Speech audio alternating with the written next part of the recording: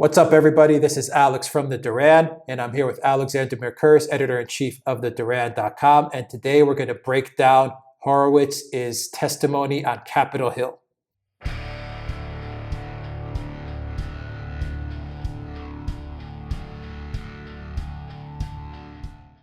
Alexander Horowitz, I believe he had 2 days of testimony in front of Congress in Capitol Hill in D.C. And watching the testimony and especially zeroing in on Trey Gowdy's questioning of Horowitz, which was quite riveting, it left me with one conclusion, that much of what the liberal left media was saying, that his 568-page report really had nothing in it, it left me with the exact opposite conclusion, that report, like you said in our previous video, guys, check out that video. We have it up on YouTube.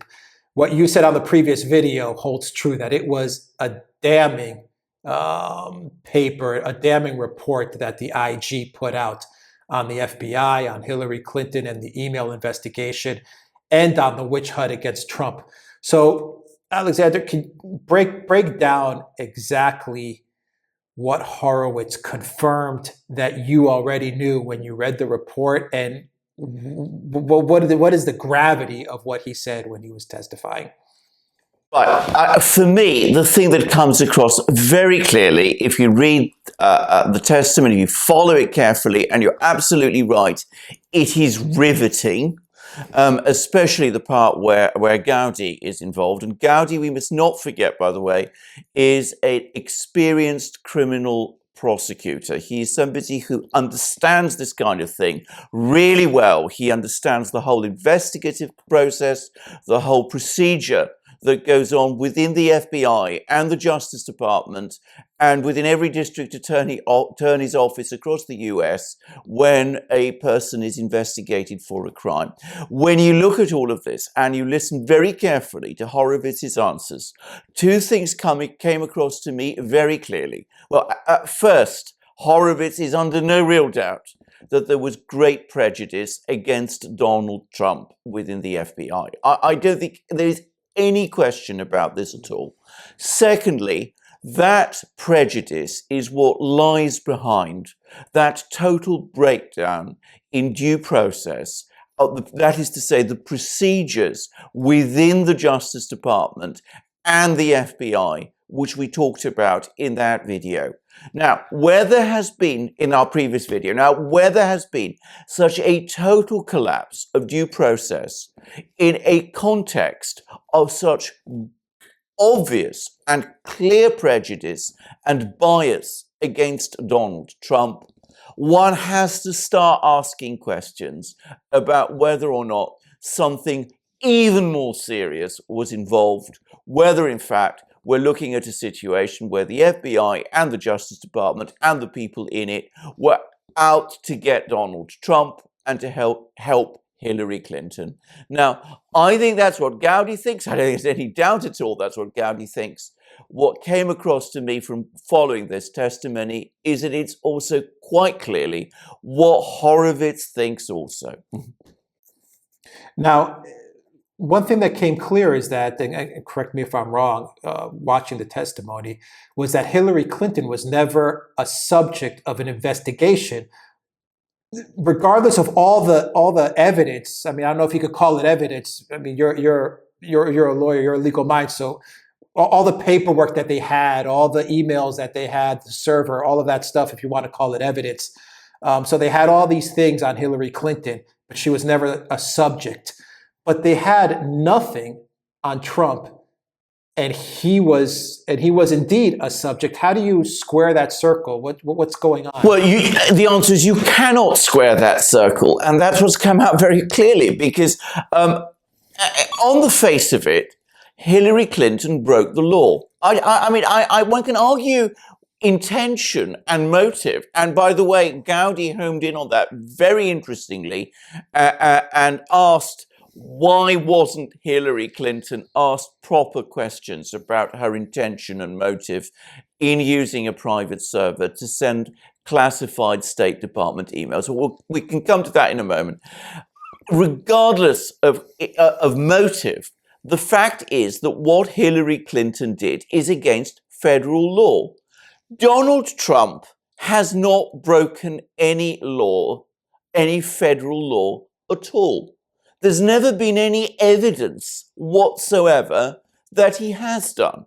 And yet we see that he was the subject of this extraordinary, relentless investigation and campaign, the Russiagate investigation, which, let us not forget, still continues.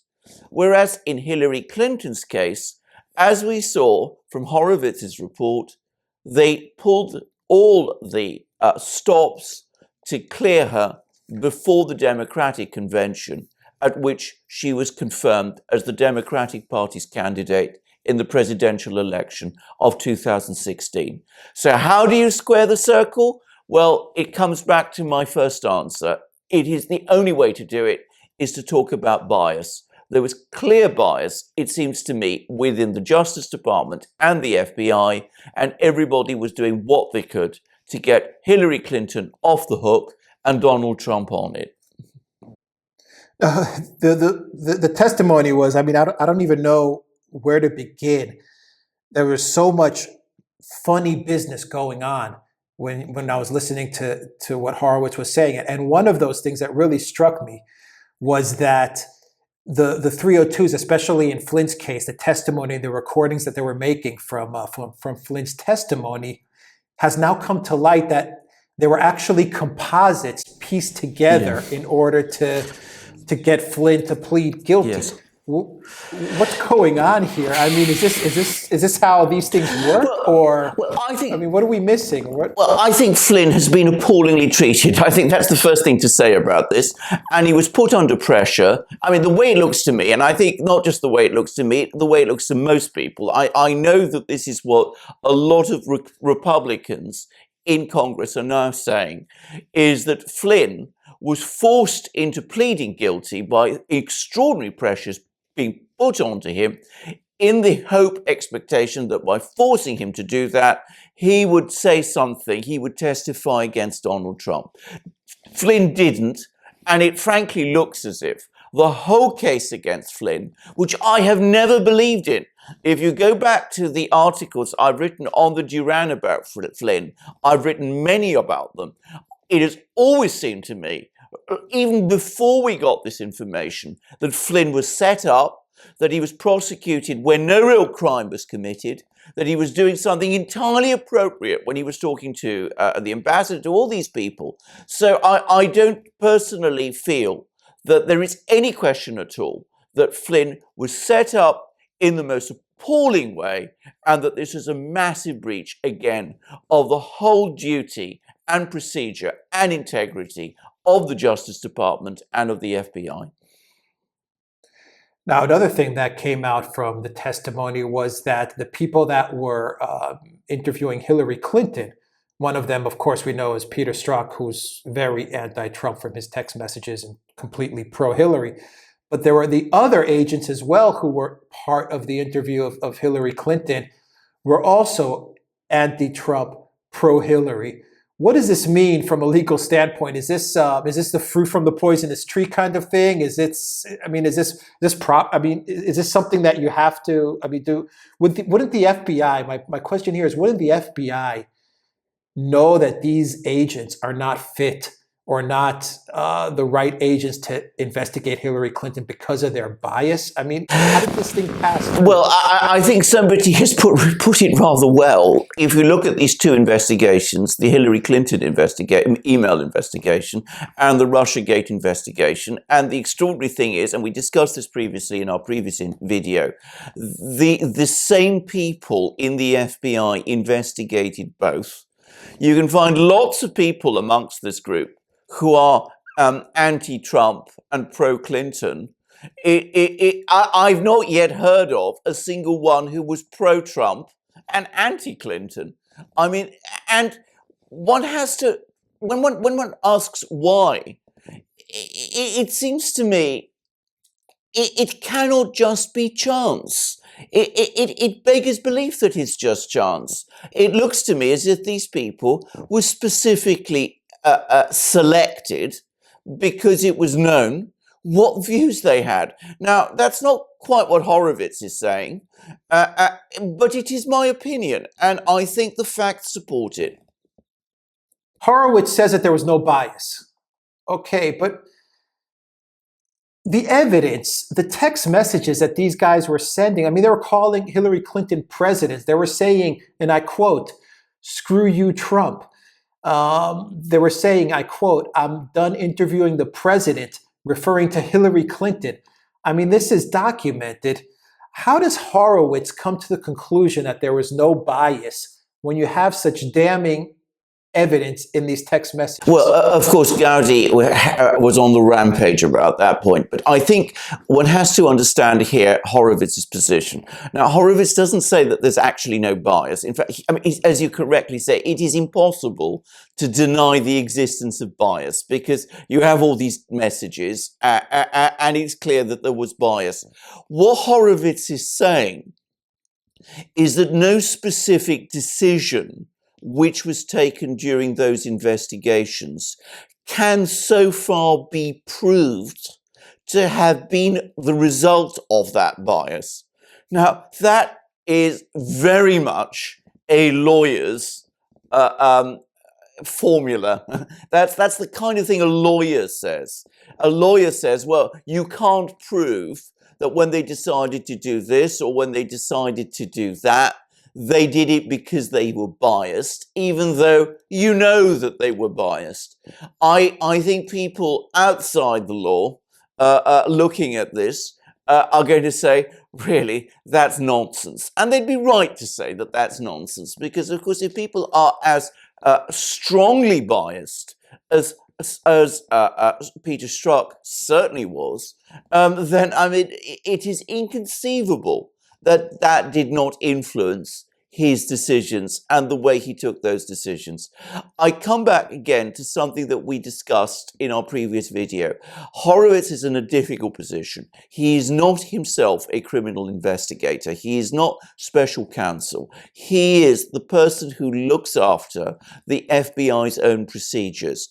He cannot go to those points of actually putting Horowitz, people like Strzok in a witness box and asking them the sort of questions that Gowdy quite clearly wants to ask.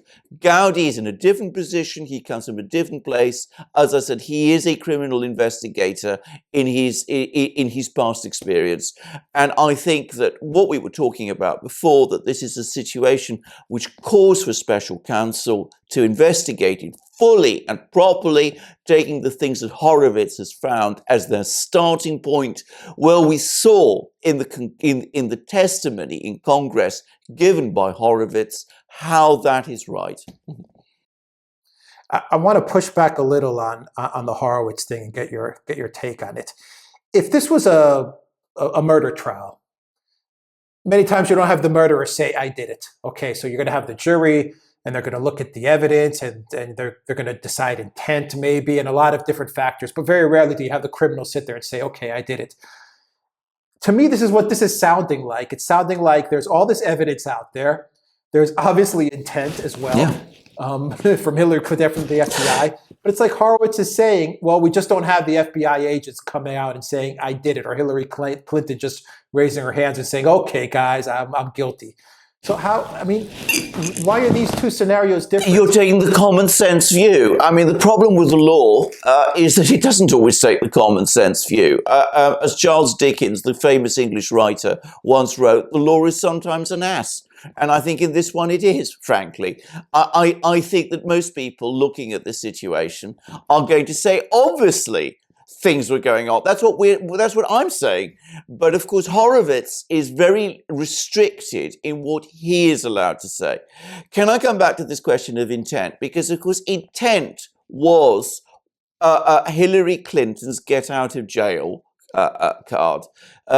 She argued, or rather she didn't argue. I mean, the point was the argument that went on inside the FBI is that we've got to let Hillary Clinton, we're going to give Hillary Clinton a free pass on her breaking the law with her State Department emails because we can't prove intent that she was actually knew what she was doing with these emails. And of course, Gowdy comes to Horowitz and says, well, if that's what they thought, why didn't they ask her? Why didn't they, when they met Hillary Clinton, ask her questions about her intent? And they didn't. And the reason they didn't, as we said before, is because they were looking for ways. This is my view. I mean, we're entitled to our views. They were looking for ways not to find against her. And this is, it seems to me, the consistent pattern throughout this investigation. I mean, weren't they granting immunity to Cheryl Mills and Hillary Clinton, Huma Abedin, when they shouldn't have granted immunity? I mean, before the investigation even got underway, they were handing out immunity like candy to Hillary Clinton's inner circle. Is this the way they should have been acting? Well, of course it wasn't. And again, I'm sorry to sort of cite him again, but Gowdy was again absolutely onto that. He said, "What kind of investigation is it when, in effect, you know the outcome before it starts?" Which is the way it looks. I mean, they'd already effectively made up their minds about it, even though I come back to my original point. Hillary Clinton broke the law. There's no question about this. I mean, there might be arguments about intention. There are legal questions about that. There's intricate legal arguments which are of interest only to lawyers. But I mean, that was how they basically let her off this. But they didn't even ask her about it. They didn't really question her about it, because even though they broke the law, they weren't interested in prosecuting her. Whereas, to come back to your earlier question, they were clearly very motivated to go after Donald Trump, even though there is no evidence that he broke the law at all. It's incredible.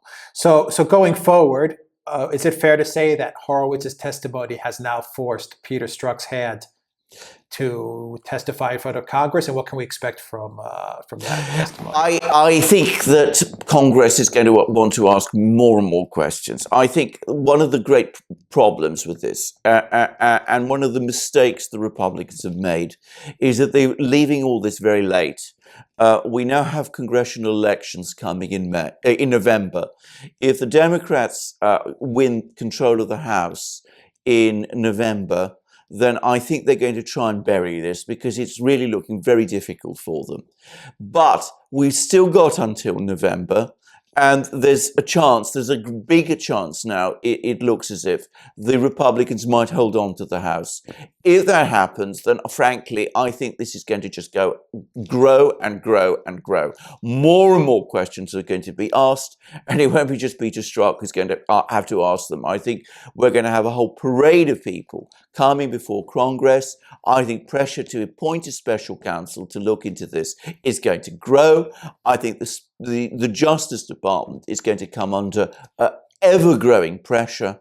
And I think what you and I have always said is the real scandal of the 2016 election, which is the way the Justice Department and the FBI worked to stop Donald Trump becoming president of the United States and to make sure that Hillary Clinton became the United States. That scandal will finally be investigated properly. Finally, Alexander, my last question. If you were in Congress and you had Peter Strzok in front of you, what would you ask him? What do you want to know? What would you want to know as to what Peter Strzok did? Where to begin, actually? I mean, there is so much to ask here. There really is. But the thing that I would be particularly homing in on, actually, is what were his actual first moves in starting the investigation of Donald Trump? Because the thing to remember about Strzok is that he was the person who signed off the first document, which was created on 31st July 2016, which formally began the Russiagate investigation. And he seems to have been the primary engine behind that. So I would want to go back, and I'd like to find out the whole story of Peter Strzok's involvement in Russiagate, because though one mustn't forget there is an overlap, there is a period of time when these two investigations, the Clinton email investigation and the Russiagate investigation, as it now appears, or at least the early stages of it, there seems to have been an overlap between them, with Peter Strzok involved in both. So I would home in with Peter Strzok on that. And I mean, did he really think that Donald Trump was an agent of the Russians? Is that what the whole thing was all about? I mean, is that what he had in his mind? What evidence did he have to think that? Is that why he was giving Hillary Clinton a clean pass? What did he discuss with McCabe? Why was he in contact directly with McCabe through Lisa Page instead of going through the proper chain of command in the FBI? Did he ever complain about that? There are so many questions, Alex, one can ask of Peter Strzok that, as I said, it will take a great deal more than just 2 days of testimony. That's my own view. I think he's definitely become central, if not the center figure of this entire Russiagate, Hillary Clinton email scandal crisis. I don't even know what Well, I think crisis is the right word, because this is a crisis for the United States. I mean, let's be absolutely clear about this. The gatekeepers, the people who are supposed to protect the United States and to make sure that law and order and justice in the United States are protected and that the Constitution and that the law is preserved, the FBI and the Justice Department, instead of protecting it, it looks as if they may have been subverting it. And when that happens in a country, in any country, that is a very dangerous situation indeed. And you're absolutely right, Peter Strzok is a central figure in it. Whether he was the central figure, I'm not yet absolutely sure. There was also all the political people who were involved. We mustn't forget them. We were talking in our last video about the role of the Obama White House. We discussed in this video that we just had the question of how people like Strzok were chosen.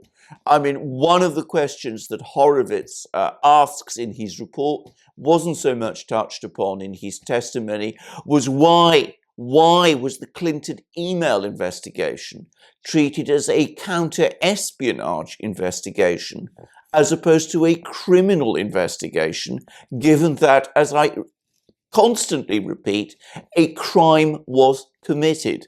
So, I mean, there's so many questions here. But as I said, and there's so many people involved, but Peter Strzok is certainly a key person, and he's certainly someone who knows the answers, or at least most of them. Well, I think both me and you and a lot of our viewers are looking forward to Peter Strzok's testimony on Capitol Hill. That's going to be something else. Who knows what other doors that's going to open when he testifies. Well, indeed. Well, indeed. I will finish by one thing very quickly, Alex, which is I think that we wasted 2 years, in a sense, looking at a collusion allegation that never had any reality.